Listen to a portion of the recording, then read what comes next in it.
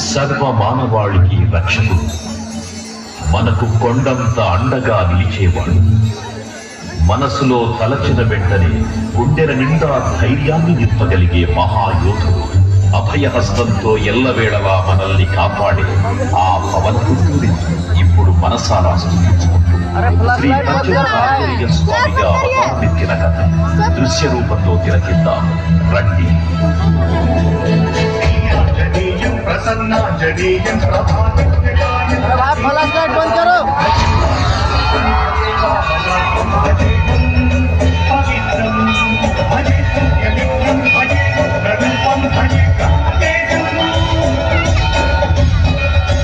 అది రామాయణ మహాయుద్ధం భీకరంగా సాగుతున్న తరుణం.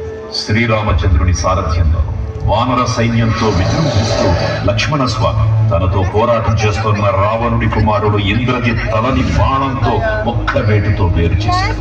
ఇంద్రజిత్ మరణవార్త విన్న రావణుడు ఆవేశంతో ఊగిపోయాడు. ప్రతీకారం కోసం పాతాళ లోకాధిపతి తన సోదరుడు అయినటువంటి మహిరావణుడి సహకారం కోరాడు.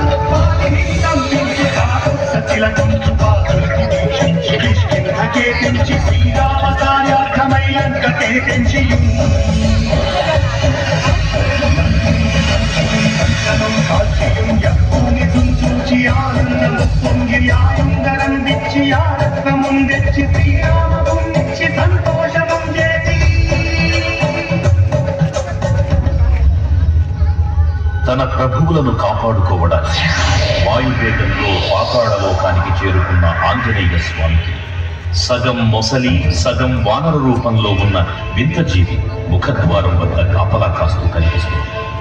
ఆ జీవి మకరధ్వజుడు అనే తన పుత్రుడని, మహాసముద్రాన్ని దాటుతుండగా నీటిలో పడ్డ స్వేదబిందువు ఒక మొసలి గ్రహించడం వల్ల జన్మించాడని తెలుసుకొని ఆశ్చర్యపోతాడు హనుమంతుడు.